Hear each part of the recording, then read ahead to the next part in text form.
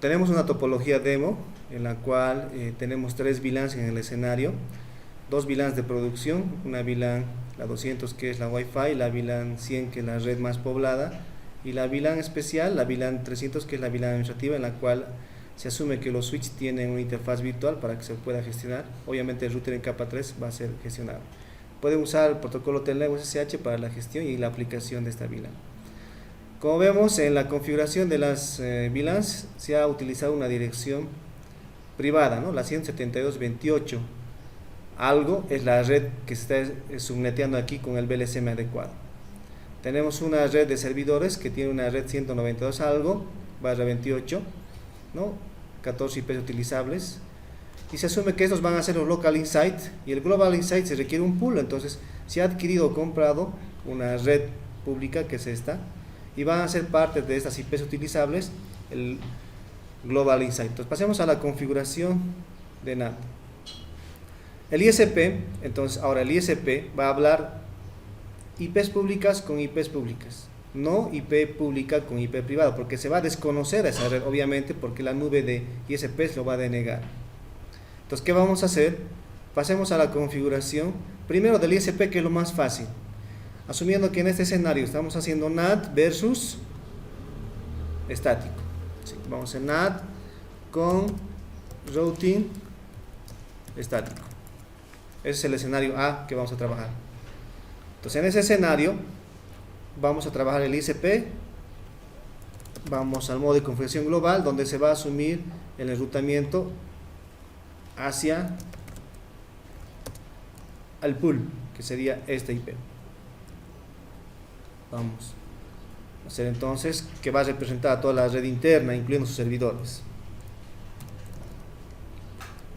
¿Cuál es la dirección de la máscara? Barra 29, es esta. ¿Por qué interfaz? ¿O cuál va a ser la opción? Como pueden ver, aquí tienen varias opciones. Sabemos que se utiliza la dirección del siguiente salto cuando la topología de conexión entre routers es de múltiple acceso, como por ejemplo una nube Metro Ethernet o una nube Friend Relay, ¿no? O más de un enlace. Se asume que se va a utilizar la interfaz de salida, pues la interfaz de salida, en este caso local, es la serial 00, y la topología es punto a punto. Entonces esa es la opción más idónea, ideal, adecuada, ayudando al tema de enrutamiento también. ¿Sí? Ahí vemos en la configuración, en la serial 00, tenemos la nomenclatura así, correcto. Ahora sí, verificamos siempre, vamos a ir a modo de inicial, verificamos la tabla de enrutamiento, si ha habido convergencia. ¿Qué significa la convergencia? Cuando un router tiene visibilidad de todas sus interfaces directamente conectadas, como vemos aquí, tanto de la red de sus servidores y la conexión punto a punto, además de las redes remotas que forman parte de su topología. Se puede decir que el router ISP ha convergido, porque tiene la visión topológica global de la red. Entonces, para que eso funcione, vamos al otro lado, vamos a guardar esto. Vamos a ir a ver la tabla de enrutamiento del router frontera de la red LAN, el comando apropiado, show-root, y veamos si ha habido convergencia, si existe convergencia, si el router es capaz de comunicar más allá de su red. Vemos que el router tiene las redes directamente conectadas, ahí está de la punto a punto, está las 3 de las VLANs, está de los servidores, y además hay una configuración estática hacia la nube del cliente, ¿sí? Que es la 105.112. Perfecto. Entonces, a nivel de enrutamiento, se puede decir que hay convergencia. Entonces se supone que debería haber conectividad. Si hay convergencia, el router sabe. Vamos a probar justamente eso. Vamos a tomar como referencia esta. ¿Tiene su IP? ¿Sí? ¿Tiene su gateway? Sí, tiene su DNS incluido. Hagamos un ping en modo aprovechando Packet 13 en modo visual. ¿Ya? Inclusive podemos ver el tema de modo simulación.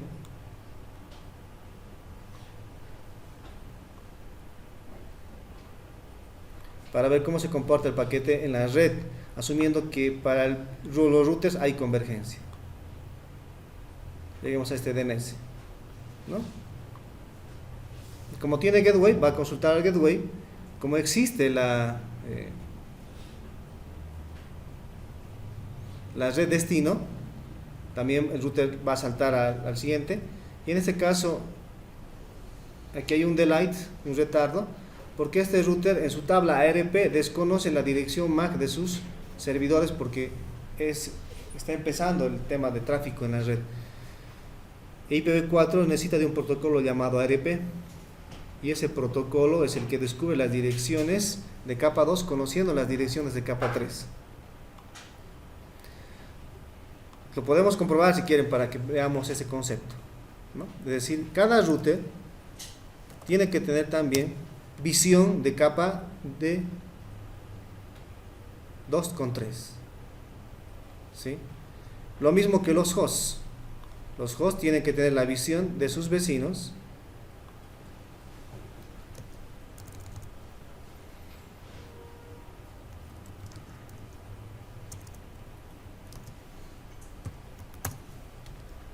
y necesariamente de su gateway. Entonces, eso es indispensable, ¿no? Este protocolo en IPv4, ¿no? Volvemos a ejecutar. Se asume que este ya ha descubierto las direcciones de capa 2, viceversa. Y aquí hay un problema, sale un mensaje ICMP. Ese mensaje es destino alcanzable. ¿Por qué? ¿Qué ocurre? En el enrutamiento, la dirección IP origen era de una dirección privada. Ese es el origen. Y el destino de una dirección pública. En el router solo se fija en la dirección destino, no en el origen. Al ver la dirección destino, busca en la tabla de enrutamiento si existe una ruta. Como existe, lo manda a este lado, es local, y en el retorno la dirección IP de destino, pues lamentablemente en este caso, en la respuesta, es la dirección IP privada. Y el router no conoce, o nunca va a conocer, o no debería conocer, esa dirección en su tabla de enrutamiento. Entonces el router en su obligación obviamente va a descartar. Y como es característico de capa 3, manda un mensaje de destino alcanzable, ICMP tipo 3, que es destino alcanzable porque no existe la red destino. Entonces, a pesar de que parece que existe convergencia, no hay funcionalidad en la red. ¿Por qué? Justamente por el tema de direcciones públicas privadas. Entonces, ¿cómo se resuelve eso? Haciendo un NAT. Vamos a hacer primero el NAT estático, asumiendo que este es el local insight para que podamos visualizar el servidor web remotamente utilizando la primera IP. Entonces vamos a tomar como primer IP de esta red el que vamos a utilizar en la NAT para tener esa relación, ¿no? Entonces este servidor va a tener una IP privada y una IP pública para el NAT estático. Vamos con la configuración. Entonces configuro el terminal.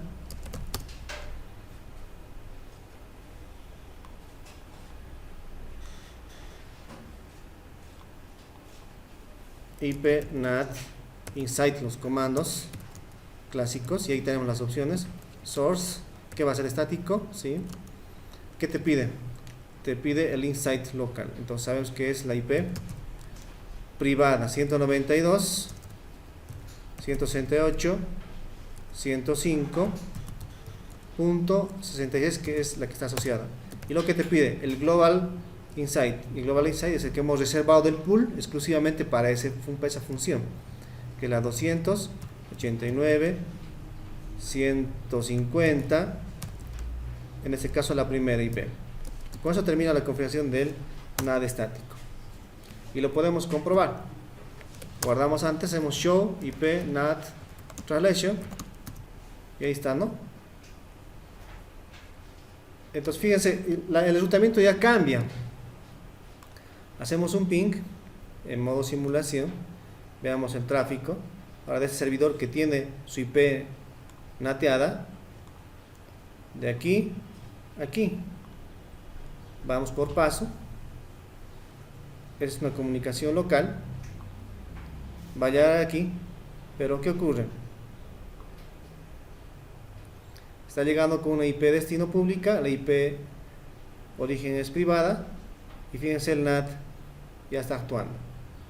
Esto es gracias a que en la interfaz se ha hecho un insight y un onsite y se tiene una tabla de NAT, ¿no? Si podemos revisar en la configuración de la interfaz gateway de los servidores, que la interfaz fase Ethernet 00, el insight, ¿no? Para indicar cuál va a ser el insight, y la serial, que es la salida, el outside, y se crea la tabla. Bueno, y eso va a ser ya transparente, llega, responde a la IP como tal, entonces se traduce de ida y vuelta. ¿Qué ocurre ahora con el tema de las VLANs? Es ilógico siquiera pensar que se va a traducir uno a uno. Tenemos una población superior a los 100, 200 IPs, ¿no? Estamos hablando, por ejemplo, de un barra 22, y eso asume por lo menos 1022 IPs. Necesitamos entonces utilizar otro tipo de NAT. Lo ideal es utilizar un NAT sobrecargado. Se puede usar también un NAT dinámico, pero en este caso el NAT dinámico va a traducir dinámicamente los restantes IPs que tengamos en el pool. En este caso se tenía 6 menos 1, que es del estático, tenemos 5.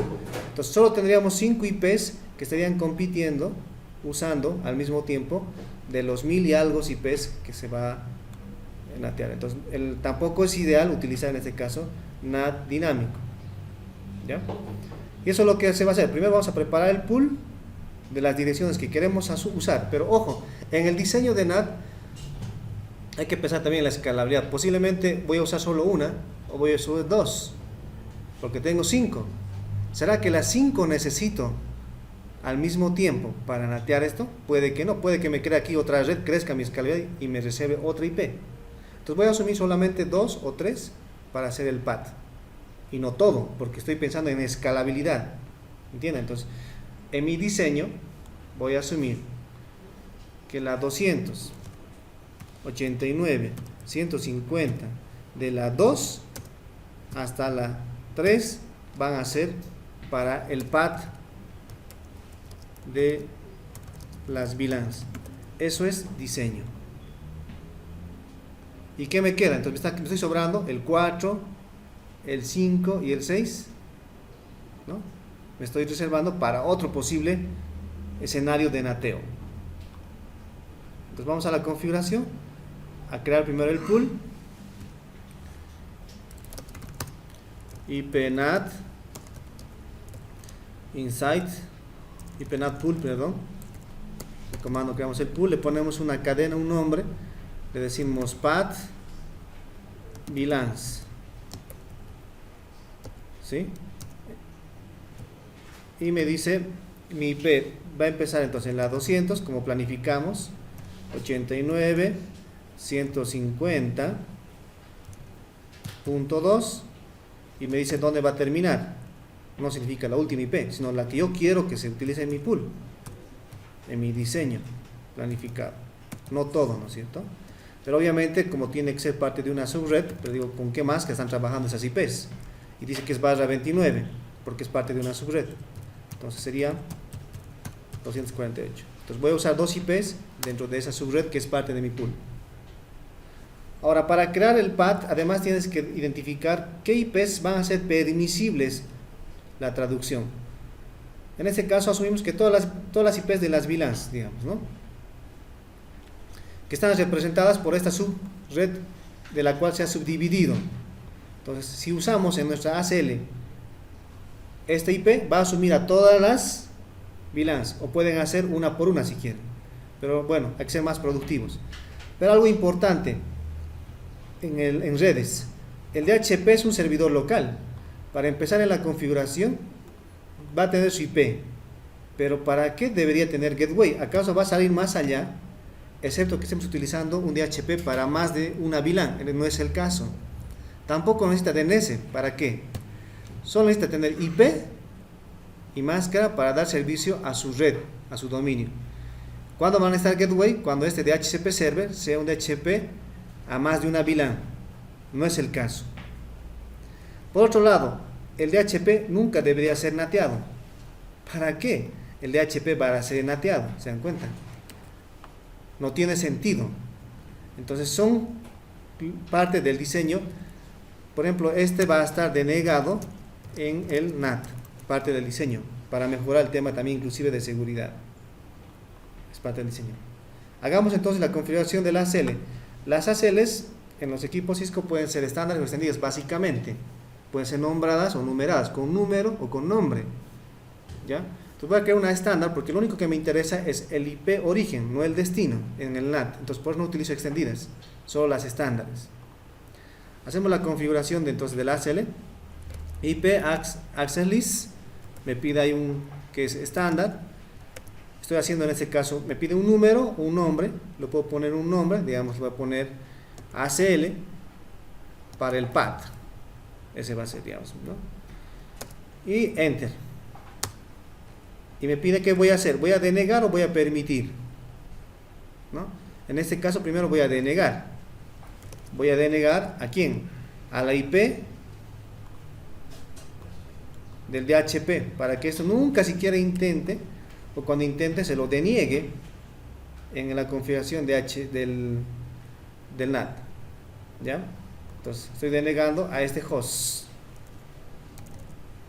El comando es completamente, para completar el comando es host, para asumir a esta máquina.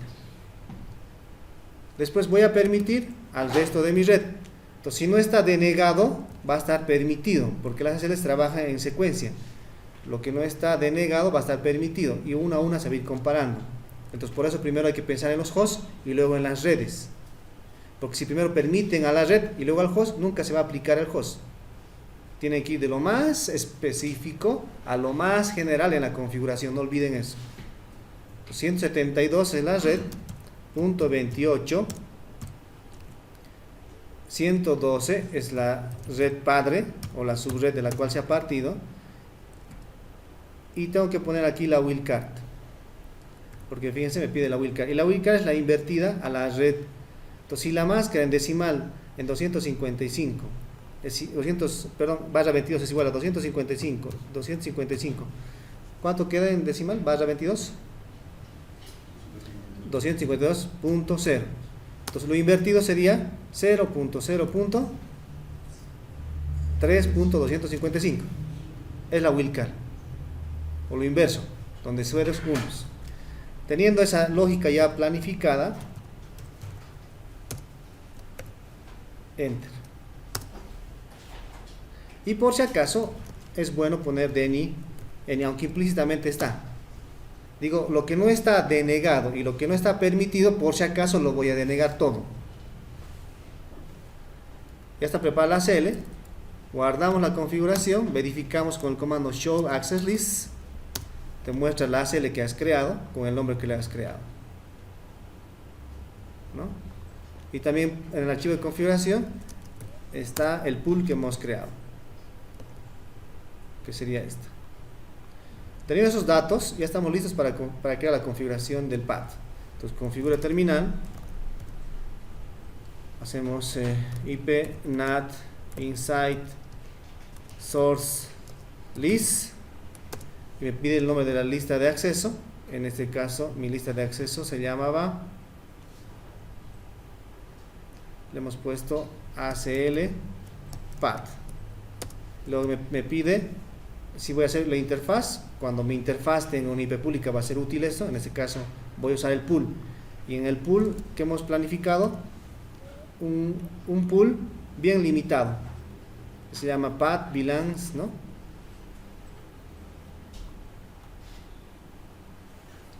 Path VLANs con S minúscula mayúscula. Con eso ya terminaría, pero sería simplemente un NAT dinámico. Significaría que este pool, que tiene solo 2 IPs, estarían peleando por esas 1000 y algo IPs. No es el caso, ¿no? Tenemos que sobrecargarle, entonces ponemos overload, sobrecargado, ya tenemos el path configurado, ¿no? Entonces guardamos, verificamos, show IP NAT translation. Entonces si todo está bien, ya debería esto funcionar. Según la configuración que se ha planteado inicialmente, hay un concepto hipotético que queremos comprobar. Se dice que si se configura la interfaz, ustedes lo dijeron, física, lo va a asumir las subinterfaces que tienen además otro entramado. Veamos si eso es así. Entonces hagamos en modo real, en modo simulación, perdón, para ver un poco más el tema del encapsulado. Lo mismo, hacemos un pin aquí a este servidor. Va a ir a su gateway, obviamente. En el gateway, si se ha configurado bien el NAT, va a traducir. Veamos entonces si está funcionando. Local source pública, y observan aquí, está traduciendo el router, está traduciendo. ¿Ha cambiado el source? No. Entonces la hipótesis que se planteaba es falsa. No se hereda la configuración de la interfaz física, que era la fase Ethernet 01. No se hereda. Y eso hay que repasar conceptos de VLANs. La interfaz física, cuando se trabaja con su interfaz para VLANs, está preparada para tráfico de la VLAN nativa solamente. ¿Qué quiere decir? La VLAN que viaja sin etiquetar, la trama Ethernet. Entonces, ¿qué falta aquí? Ejecutar el comando iped insight de forma repetida en todas las subinterfaces. Ahora sí, si se entiende, hacemos el procedimiento. Interfaz FA 01, la de su interfaz 100, ipnat insight. Se va a la interfaz FA 1, 200, ipnat insight. Se va a la interfaz FA 1, 300, ipnat insight. Guardamos. Verifiquemos ahora la funcionalidad. Vamos a modo real, volvemos a modo simulación. Se ha aplicado la configuración. Hacemos la prueba, la verificación. Vamos por paso, llegamos al gateway. En el gateway llega a la solicitud y se traduce. Porque el tráfico que le llega al router en esa interfaz es diferente a la interfaz de la otra VLAN, ¿no? Porque cada subinterfaz tiene su propio encapsulamiento, y eso mismo se define en la configuración, como ustedes mismos lo han podido ver. Fíjense, el encapsulamiento de cada subinterfaz es diferente al de la otra subinterfaz. Bueno, entonces ya con esa modificación vamos a ir a verificar la conectividad de extremo a extremo.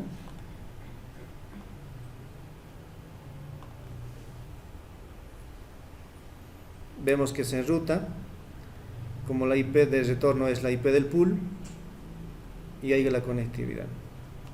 Y hemos terminado con NAT. Entonces, con una sola lista de acceso, apuntando a la red, padre, ya puede ser una super red o una subred principal de la cual se ha partido, tenemos ahí.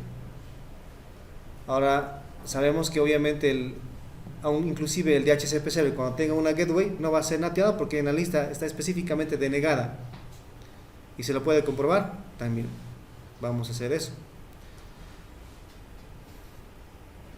Entonces, inicialmente si intentamos comunicarnos el DHCP más allá, no va a poder porque no tiene gateway. Ya internamente ni siquiera va a salir de su propio host, ¿no? Porque su tal enrutamiento local del host no le va a permitir porque no tiene un gateway por defecto, ¿no? Y eso se lo puede visualizar también en el simulador. Con esto se ha terminado el demo, ¿no? Pero veamos lo que se comentaba.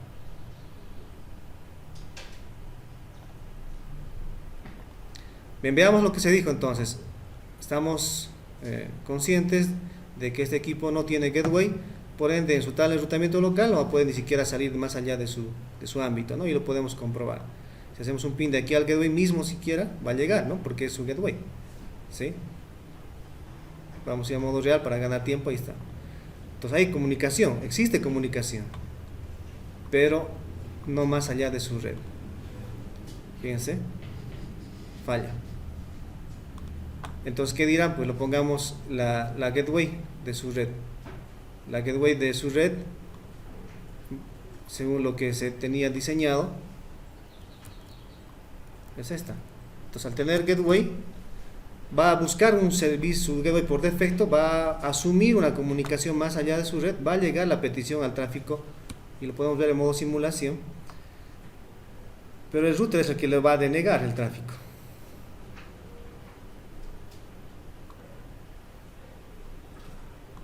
Porque el router está denegando a ese host específicamente. Obviamente entonces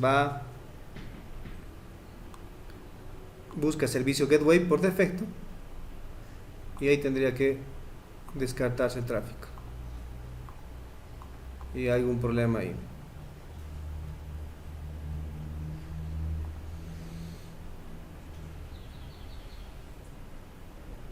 No se ha denegado el tráfico.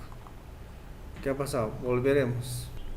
Vamos a comprobar si realmente está haciendo la función la ACL. Como podemos comprobar en la vida real, y en el paquete 3 aquí está denegando ese host. Y como este es parte de la configuración de NAT, entonces este host va a ser denegado y la traducción va a ser solo con aquellos permitidos, ¿no? Se denega esto y no pasa a este lado, ¿no? Y con eso debería terminar. Y para terminar tenemos aquí el comando donde nos muestra la funcionalidad del NAT.